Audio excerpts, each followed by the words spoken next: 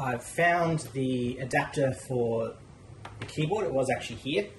Still can't find my SD card, but I have found a old Mac Store hard drive. It says 92. I doubt it works, but I'm gonna fire it up anyway and at least take a look at the BIOS. Let's see if we get anything interesting.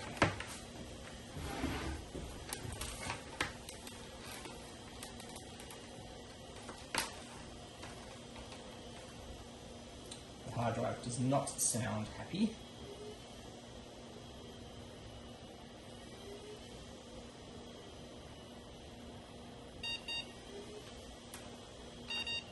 Continue.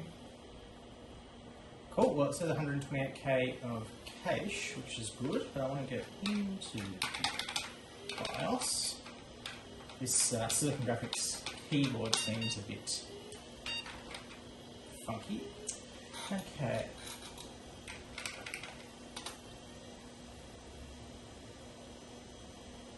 The BIOS has auto detection for hard drives, which is awesome, but this is not a healthy sounding drive, so, and my resolution is all wrong on the HDMI adapter.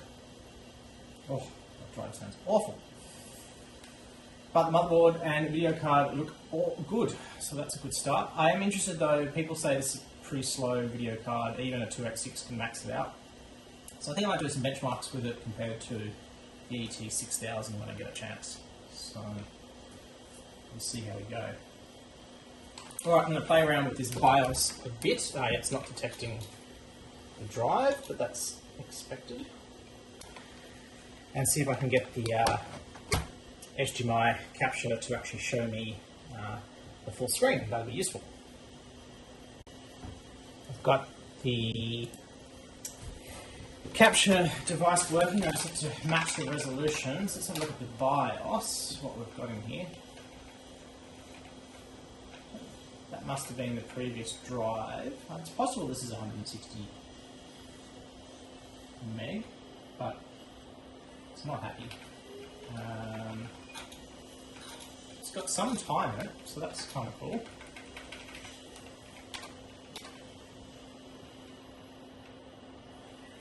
It's got external cache, Matsko processor. I'm just seeing if there's any wait state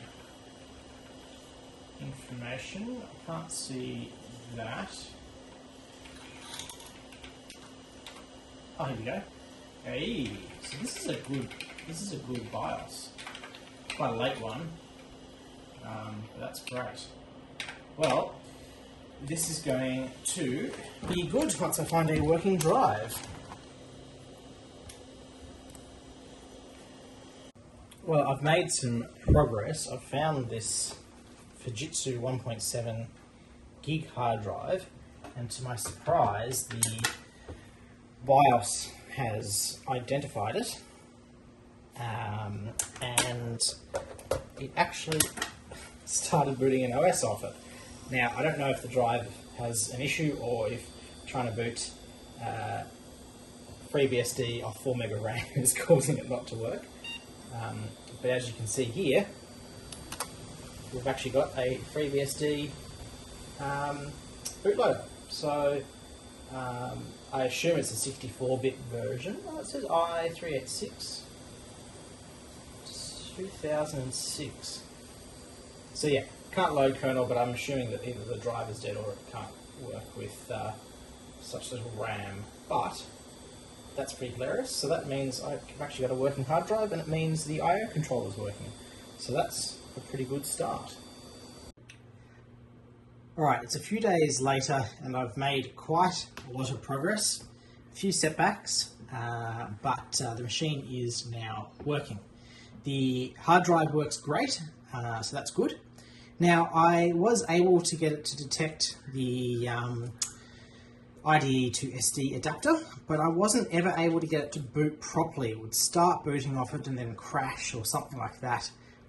This works fine in a PCI 486 board I've got, but I was having real problems with that. So I was lucky enough to find a Windows 98 startup boot CD. I was able to at least boot the computer and F-disk, the drive. But then I realised that the boot disk doesn't have the format utility on it, so that was a pain. I did get the Windows 98 CD installed and I started a format, but that didn't then continue because the Windows 98 needs a 486. So while it formatted it, it didn't copy the system files to it. So all very frustrating. I was able to get the OS, I copied the files to it, but then I basically took the hard drive out of this computer and put it into this 486 that I've got.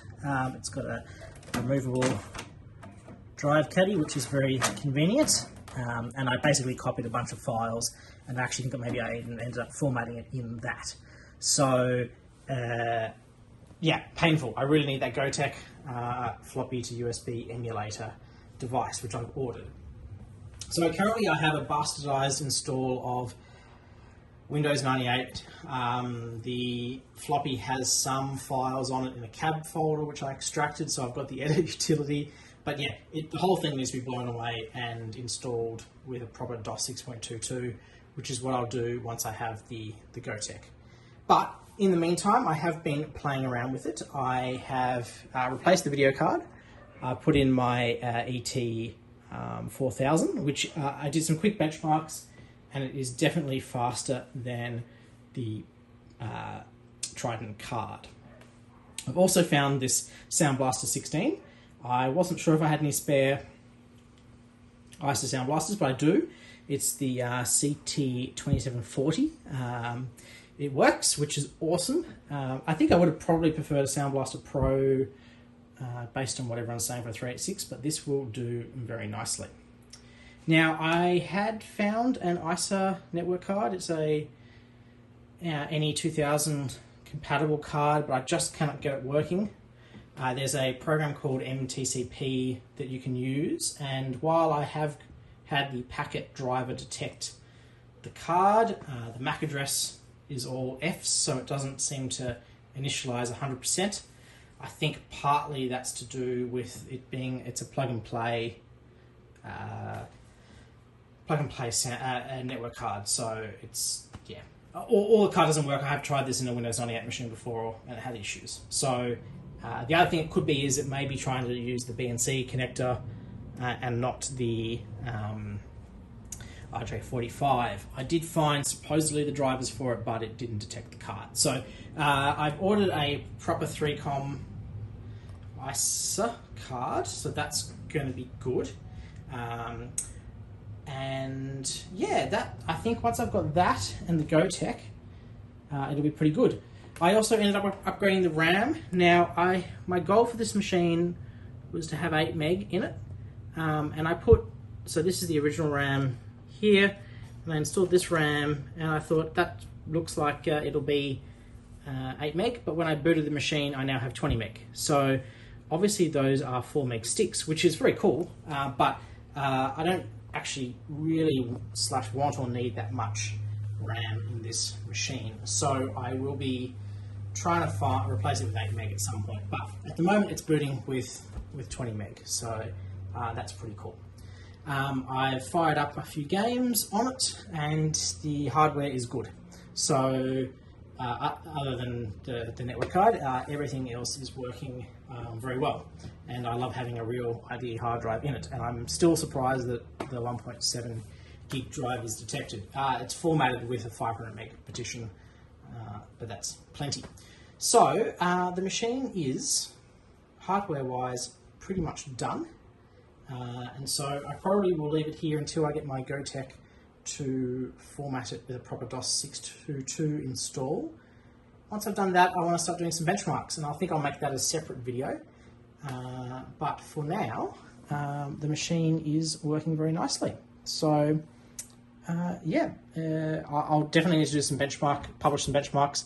Definitely got an extra few frames a second in various benchmarks with this over the Trident 8900 video card, so definitely worth getting an ET 4000, which is weird too, because this one I think is from like 1990, and the Trident's like 93, so it's 3 years newer, but still slower. So definitely the right card to have. So yeah, otherwise the machine is working nice. So it's some further days later. I'm almost done with this build hardware-wise. I've since swapped out the network card. I picked up this 3Com Etherlink 3 on eBay, 10 megabit, and it's got just the RJ45 connection. So that's working in DOS. I've got MTCP going. I can host an FTP server now and copy files to this machine, so very, very easy. I do have a weird issue where it's timing out sometimes and I have to unload the driver and reload it. I'm not quite sure what's happening there, but otherwise the hardware is working well. So I'm going to actually move this to a new case. Scanlines gave me yet another AT case. I'm trying to find out where it is. And it is definitely more period correct. It needs some work, but I'll zoom out. You can see it is looking much more 386-ish. So it's going to go in there, I think. The only issue is that I have just got my other retro motherboard from eBay, and it is a 286 16 megahertz with proper SIM memory, which is what I'm very happy about, and it has already been pre-modified with a CR2032 battery. So this one's a really nice looking 286, so I'm going to try that out fairly soon, I hope. But I do want to wrap up the 386 build first. So hardware-wise, I'm pretty happy. Still need to install DOS 6.22. I don't have the GoTech yet. Hopefully I'll get that before Christmas, and hopefully I can include that in the video.